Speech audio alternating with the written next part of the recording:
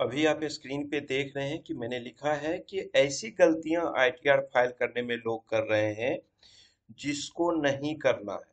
ये आपको ध्यान देना है कि कुछ लोग ऐसी ऐसी गलतियां करते हैं आईटीआर फाइल करने में, जिस पे ध्यान देना है। तो क्या सारी गलतियां हैं, वो करीब 10 पॉइंट मैंने अभी चूज किया है, और अदर वीडियोज में इसका होगा तो मैं पार्ट 2 या अलग अलग आपको वीडियोज दूंगा।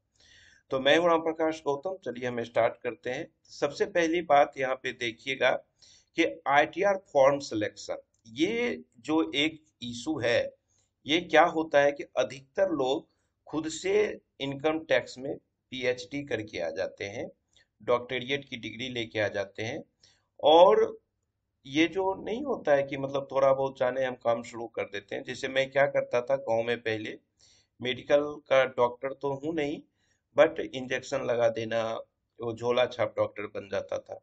तो वो चीज यहाँ पे होता है कि आईटीआर का फॉर्म सिलेक्शन करते समय, और आपको चार लोग भी बताएंगे कि आईटीआर 1 फाइल कर दे भाई, तो आईटीआर 2 फाइल कर दे। ऐसा नहीं करना है। आपका 1000 2000 जो भी रुपया लेता है, प्रॉपर एक्सपर्ट से अपना आईटीआर फाइल करवाइए। अगर आपका इनकम सैलरी इनकम है, या इंटरेस्ट से इनकम है, या आपको एक हाउस प्रॉपर्टी से इनकम हो रहा है, तो आपको आईटीआर 1 फाइल करना है। अदरवाइज आप आईटीआर 2 फाइल करिए। अगर शेयर वगैरह से इनकम हो रहा है, प्रॉफिट एंड लॉस दिखाना है, तो आईटीआर 2 फाइल करिए। अगर इंट्राडे का दिखाना है आपको, तो आईटीआर 3 फाइल करिए।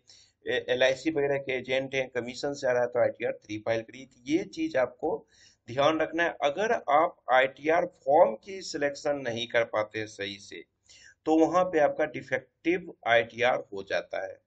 नेक्स्ट हम बात करें एआईएस एंड 26 एएस। पहले सिर्फ 26 एएस होता था, अब एनुअल इनकम स्टेटमेंट आ जाता है। अब इसमें क्या होता है, एआईएस में आपके सारे जितने भी इनकम होते हैं, बैंक में जितने भी ट्रांजैक्शन होते हैं, म्यूचुअल फंड में जितने ट्रांजैक्शंस होते हैं, शेयर्स में जितने ट्रांजैक्शंस होते हैं, वो सारा का सारा यहाँ पे शो करता है। तो आप कभी भी ये होशियारी मत करिए कि बिना एआईएस को देखे आप इसको स्किप कर दीजिए और आईटीआर अपना फाइल कर दीजिए। उससे क्या होगा, आपका सोर्स ऑफ इनकम जो है, इनकम जो आपने डिक्लेरेशन किया है आईटीआर में, और दोनों मिसमैच होगा, तो आपके पास डिफेक्टिव का नोटिस आ जाना है। अगला एक इम्पोर्टेंट चीज क्या होता है कि बैंक अकाउंट के साथ आपका पैन कार्ड लिंक नहीं किया हुआ है, तो इस केस में क्या होगा, आपके पास रिफंड नहीं आ सकता है। अब इसके लिए क्या करना है, आप अपना पैन कार्ड लेकर के अपने बैंक में जाइए, बैंक ऑफिशियल से बात करिए, और उनको अपना जो भी प्रोसीजर होगा उनको कहिए अपने पैन कार्ड को बैंक अकाउंट से लिंक कर देने के लिए। और अगर तब भी नहीं हो पा रहा है, बार बार करने के बाद भी अगर वैलिडेट नहीं हो पा रहा है, तो आप इस केस में एक नया अकाउंट अपना ओपन कर लीजिए। जब नया अकाउंट ओपन करिएगा, तो ऑब्वियसली आपका पैन उससे ऐड हो जाएगा, लिंक हो जाएगा। तब उस केस में अपने को क्या करना है, अपने को आईटीआर का जो रिफंड है, आईटीआर फाइल करके जो आप रिफंड क्लेम करेंगे, वो आने में इजी रहेगा। Next, wrong IFSC code mention कर देते हैं। कई लोग क्या करते हैं कि रिफंड इसलिए भी उनका नहीं आ पाता है कि बैंक का अकाउंट नंबर वगैरह तो सही लिखे, लेकिन आईएफएससी कोड गलत लिख देते हैं।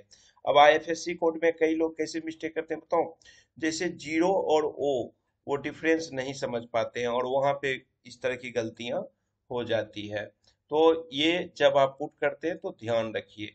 Not showing all incomes in ITR, कई लोगों की क्या आदत होती है, वही मैं बताया ना, डॉक्टरेट करके जो आते हैं, मैं भाई बहुत लोगों को देखता हूँ अपने कंसल्टेंट को खुद से ना एक पर्ची पे भर, मतलब डॉक्टर के पास जाएंगे, बट अपनी मर्ज नहीं बताएंगे कि भाई मुझे क्या हो रहा है, नहीं बताएंगे।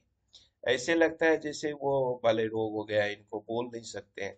तो क्या करते हैं, वो खुद से एक पर्ची पे बोल के भैया इतना इससे इनकम है, इतना अरे भाई, अपने कंसल्टेंट को अगर भरोसा करो, नहीं तो खुद कलेक्टर बन जाओ, डॉक्टरेट कर लो। ये लोग क्या करते हैं कि लिखवा दिए, और फिर उसमें क्या होता है, गलत आपको सारा आईटीआर चला जाता है। तो आप अपने सारे इनकम को आईटीआर में शो करिए। सपोज करिए आपका इनकम फ्रॉम हाउस प्रॉपर्टी है, तो उसको शो करिए। शेयर मार्केट, म्यूचुअल फंड से कोई इनकम हो रहा है, कैपिटल गेन हो रहा है, तो उसको आप शो करिए। और अपनी पूरी डेटा, अपना आईटीआर का जो आईटीआर से रिलेटेड जो जो चीजें हैं वो सारी की सारी चीजें अपने कंसल्टेंट को, अपने एडवाइजर को, अपने चार्टर्ड अकाउंटेंट को दीजिए।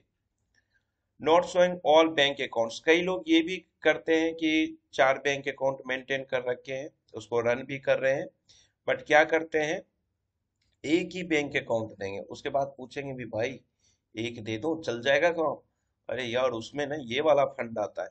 ये चीज आप गलत करते हैं। आपको जैसे कि मैं बताया पहले सिर्फ ये 26 AS था, अब AIS है। यहाँ पे जितने भी ट्रांजैक्शन आपके हो रहे हैं वो सारे के सारे ऑटोमेटिक ऑटो पॉपुलेटेड वहां पे शो कर रहा है और वो गवर्नमेंट की पोर्टल पे जा रहा है। तो इसके लिए आप किसी भी तरह का आपका बैंक अकाउंट, हाँ जो क्लोज हो चुका है उसको डिस्क्लोज नहीं करिए, लेकिन जिसमें भी ट्रांजैक्शन चल रहे हैं, जिसमें भी बैलेंसेज हैं उसको शो करिए। क्योंकि कई बार क्या होता है, आपने अकाउंट ऑपरेट नहीं कर रहे हैं लेकिन उसमें इंटरेस्ट इनकम गिर रहा है, तो वो चीज आपको ध्यान रखना है।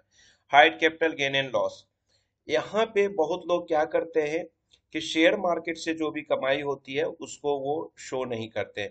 मैं यहाँ आपको एक रिक्वेस्ट करूंगा कि अगर कैपिटल का गेन हो रहा है तो वो तो दिखाइए ही दिखाइए और कैपिटल गेन का टैक्स दे दीजिए। कैपिटल गेन के साथ साथ अगर कैपिटल लॉस हो रहा है तो वो आपका कैरी फॉरवर्ड हो जाएगा और अगले 8 साल तक आप इसको कैरी फॉरवर्ड कर सकते हैं। यानी आगे 8 साल में अगर कभी भी आपको कैपिटल लॉस होता है, सॉरी कैपिटल गेन होता है, तो वहां पे ये जो इस साल का कैपिटल लॉस है इससे एडजस्ट कर सकते हैं, टैक्स बचा सकते हैं। तो जरूर से जरूर अपना ये सारा डिटेल दीजिए, अदरवाइज डिफेक्टिव रिटर्न का नोटिस आना ही आना है। Clubbing of income from minor, कई लोग क्या करते हैं, उनके छोटे बच्चे हैं, अब छोटा बच्चा है उसका जो इनकम है वो गवर्नमेंट ने कह रखा है, इनकम टैक्स ने कह रखा है कि उसको आपको पेरेंट्स के इनकम में क्लब कर देना है, यानी जोड़ देना है और तब टैक्स देना है। जैसे क्या होता है, आपने अपने बच्चे के नाम पे कुछ पैसा जमा किया है, उस पे इंटरेस्ट आया, उस पैसे को आप दिखाना नहीं चाहते। लेकिन यहाँ पे एक एक्सेप्शनल केस क्या है कि अगर बच्चा कुछ अपने टैलेंट से अर्निंग कर रहा है, जैसे आजकल रील बनता है, रील बना रहा है, कोई गेम वगैरह से अर्निंग कर रहा है, ये उसके अपनी टैलेंट से इनकम है, तो अगर इस तरह की इनकम है तो उस अमाउंट का, उस इनकम का क्लबिंग नहीं किया जाएगा। Next, interest income earn from saving account, यहाँ पे भी बहुत लोग क्या होशियारी करते हैं कि सेविंग अकाउंट से जो इनकम आता है उसको, सॉरी सेविंग अकाउंट पे जो आपको इंटरेस्ट दिया जाता है उसको आप शो नहीं करते हैं आईटीआर में, जबकि उसको आपको करना है। अगर मान लीजिए 4 5 10 जितने भी बैंक अकाउंट है सबका आप टोटल कर लीजिए, सेविंग अकाउंट में जितना भी इंटरेस्ट आया, क्वार्टरली इंटरेस्ट मोस्टली दिया जाता है बैंकों में, और उन सबको आप आईटीआर में शो कर दीजिए। यहाँ पे आप सेक्शन 80 TTA, सेक्शन 80 TTA के तहत अगर आप सीनियर सिटीजन नहीं है तो 10,000 रुपये तक का यहाँ पे बेनिफिट ले सकते हैं। अब सेक्शन 80 TTA जो है, और अगर आप, एक चीज यहाँ और मैं बता दूं, अगर आप सीनियर सिटीजन हैं तो यहाँ पे 80 TTB एक सेक्शन है जिसमें 50,000 तक आप बेनिफिट ले सकते हैं। अब यहाँ पे एक चीज आपको ध्यान रखना है कि 80 TTA में आपको सिर्फ सेविंग अकाउंट में जो आपका इंटरेस्ट इनकम है उस पे आपको छूट मिलेगा, उस पे आपको डिडक्शन मिलेगा। ये नहीं कि सारे के सारे इंटरेस्ट पे, आरडी ओडी वाले भी इंटरेस्ट को आप यहाँ पे जोड़ करके डिडक्शन ले लीजिए। अगर ऐसा करते हैं तो आपको डिफेक्टिव नोट रिटर्न का नोटिस आ सकता है। वहां पे भी एक इम्पॉर्टेंट चीज आपको बताऊंगा, अभी क्या हो रहा है कि एआईएस में सेविंग अकाउंट में जो इंटरेस्ट आ रहे हैं कुछ बैंक वाला ना वहां पे रिफ्लेक्ट नहीं कर पा रहा है, कुछ का तो कर भी रहा है, तो ये ध्यान रखना। और एक सबसे जो मोटा मिस्टेक किया जाता है, important mistake, wrong calculation under HRA. अब लोग कुछ क्या करते हैं, एचआरए इनकम टैक्स का सेक्शन 10(13)A है। अब इसमें क्या लोग करते हैं, जितनी कंपनी का जो आप सैलरी स्लिप का बाइफिकेशन देखिएगा तो बेसिक सैलरी और हाउस रेंट अलाउंस लिखा रहता है। अब लोग क्या करते हैं, उस पूरे को हाउस रेंट अलाउंस पूरा का पूरा डिडक्शन में डाल देते हैं। ऐसा नहीं है, सेक्शन 10(13)A में एचआरए का बकायदा कैलकुलेशन किया हुआ है, उसमें भी ये बताया जाता है मेट्रोपॉलिटन सिटी में है या नॉन मेट्रोपॉलिटन सिटी में है। ये सारी चीजों का कैलकुलेशन है, उसमें जो विच एवर इज लोअर होता है उसका डिडक्शन दिया जाता है, उसमें 3-4 पैरा दिया हुआ है। उसके हिसाब से कैलकुलेशन करके आपको एचआरए का डिडक्शन मिलता है। तो ये 10 पॉइंट जो हैं, जो कॉमन मिस्टेक अधिकतर लोग करते हैं। और मैं आपसे फिर से एक बार रिक्वेस्ट करूंगा, खुद से आईटीआर फाइल मत करिए। आप किसी से आईटीआर फाइल करवाइए, या जो कर रहे हैं खुद से पीएचडी करके मत बैठिए। मैं मानता हूँ, जानता हूँ कि आप बहुत एक्सपीरियंस डॉक्टर हैं, बहुत ओवर इंटेलिजेंट पर्सन है, आपको हर चीज की पकड़ है।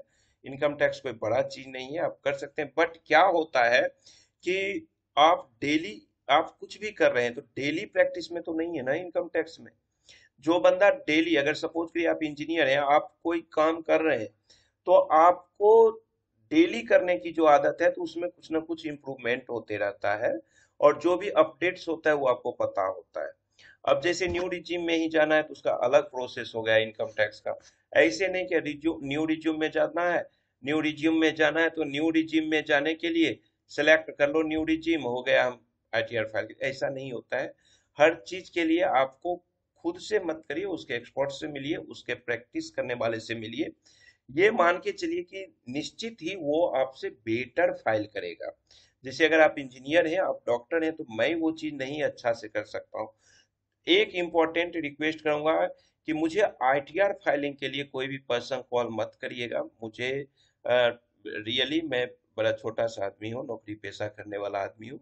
तो आईटीआर फाइलिंग में बहुत ज्यादा टाइम जाता है, और बहुत इसमें ज्यादा ही मतलब जो आप एसएससी लोग होते हैं ना, टैक्स पेयर, वो बहुत ज्यादा सवालें करते हैं, बहुत कम डॉक्यूमेंट्स प्रेजेंट करते हैं। और पहली बात जो मैं पहले बताया था वीडियो में कि भेद का नहीं रहता है, और इसलिए इसके लिए, और एक एक रिटर्न में मतलब जो 10 मिनट का काम है उसमें 10-10 घंटा लग जाता है, 2-2 3 लग जाता है, ओटीपी नहीं आ रहा है, ये नहीं आ रहा, वो नहीं आ रहा है। तो इन चीजों को आपको ध्यान रखना है, ठीक है। तो कॉल प्लीज मत करिएगा आईटीआर फाइलिंग के लिए। कोई स्टूडेंट है वो समझना चाहते हैं तो मुझे 8448610923 पे व्हाट्सएप कर सकते हैं। एक चीज इंपॉर्टेंट मैं आपको बताऊं कि जब भी आप आईटीआर अपना फाइल करेंगे तो ई वेरिफिकेशन जरूर कर लीजिएगा, अपना ओटीपी आधार नंबर पे या बैंक का वैलिडेशन करके। या अगर कुछ भी आप नहीं कर पा रहे हैं तो आप आईटीआर वी जो होता है एक्नॉलेजमेंट का फॉर्म, उसको सीपीसी बेंगलोर भेज करके आप इसको वेरीफाई करिएगा, नहीं तो ये डिफेक्टिव रिटर्न में चला जाएगा। तो इस वीडियो को खत्म करता हूं, उम्मीद करता हूं कि ये सारी गलतियां आप लोग नहीं करेंगे। तो चलिए, थैंक यू, बाय बाय।